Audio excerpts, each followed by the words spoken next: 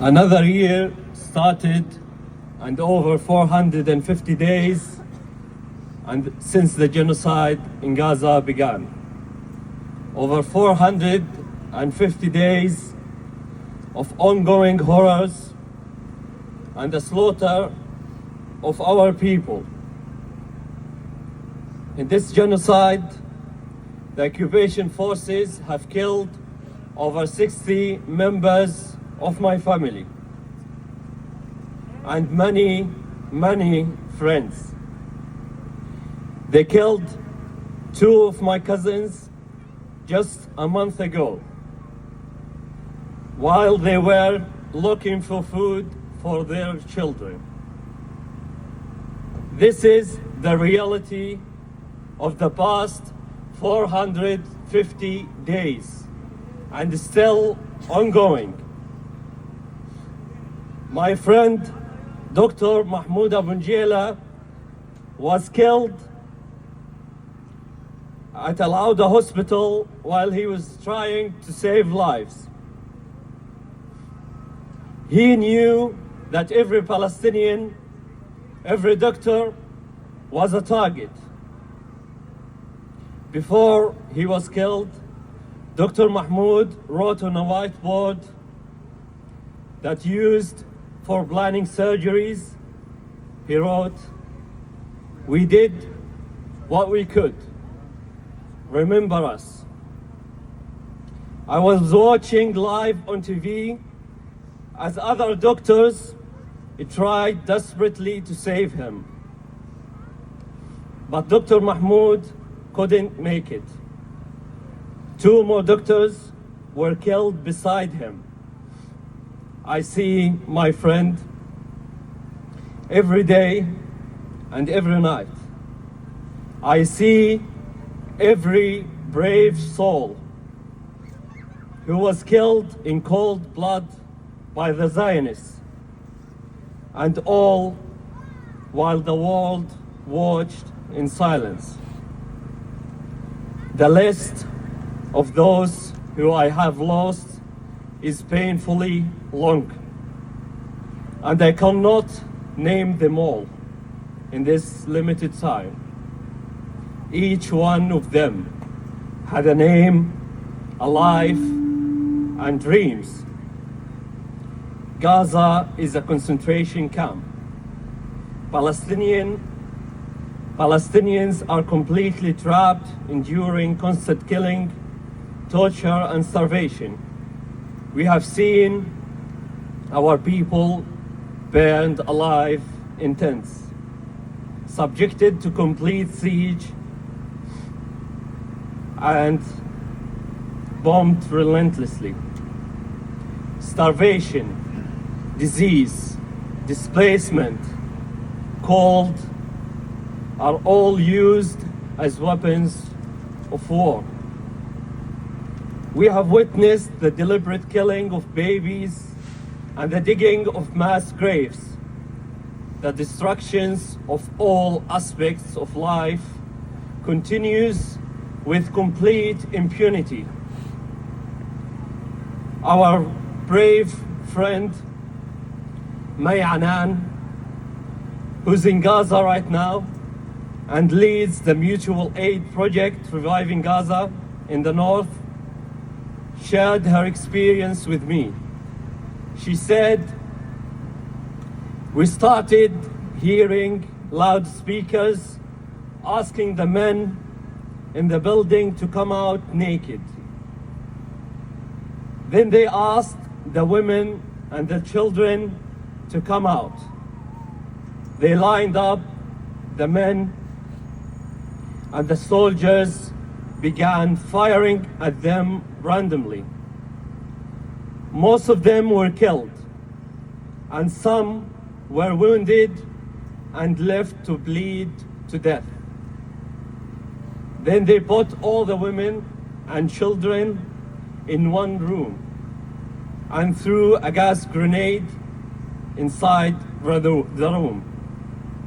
She said, "It's very clear to us that everyone in Gaza is a target, and the plan is just to kill and kill more. As May said, we know they are committing this genocide to destroy our sumud, the steadfastness of our people in Palestine, and to make us lose hope. Despair is what they want. But May has not lost hope, despite all the horrors she has witnessed every day. She's now leading the mutual aid project in northern Gaza. She's restoring the sumud of our people. Our people in Gaza are teaching us lessons of resilience every day. And we here must not give up. Each one of us can lead campaigns to change this reality. This country is complicit in this genocide of our people in Gaza. And it's our responsibility to take action every day to change this reality. The silencing isn't new. It's part of a long history of denying the Palestinians experiences. Starting with the Nakba in 1948, when the Zionists expelled 750,000 Palestinians, including my grandparents. Today, that denial extends to the genocide being carried out in Gaza, which continues to go unacknowledged by the UK government. My friends, sticking to this cause and speaking up might mean you lose some things, but the alternative is far worse. The alternative is to lose your soul or become weak and cowardly. Each one of you has the skills and the ability to take action. If you haven't already started a campaign, start now. If you are not involved in a campaign, join one today. This is what Dr. Mahmoud wanted us to remember him by taking action. We need to organize. Our fight is a long one, and we must remain patient. Despair is exactly what the perpetrators and the complicits of this genocide want, and we cannot allow them to succeed. Despite my enormous losses and pain, I still can take action every day.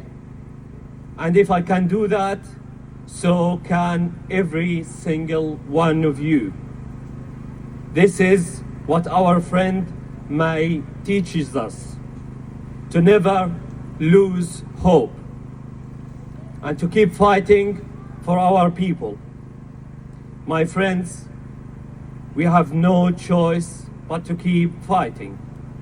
Those complicits in this genocide talk about peace, but what they want is surrender, not peace. They want us to live like slaves under the occupation, without rights and without dignity.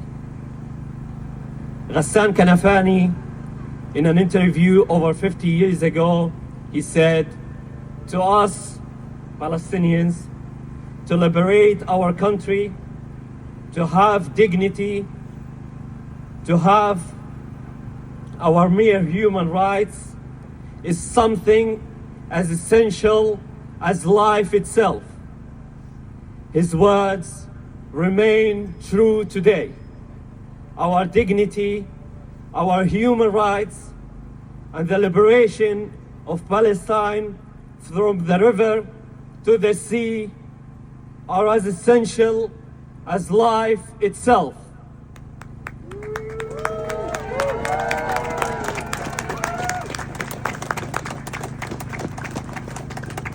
And in the face of this ongoing genocide, we are more determined than ever to fight for justice and the liberation of Palestine from the river to the sea.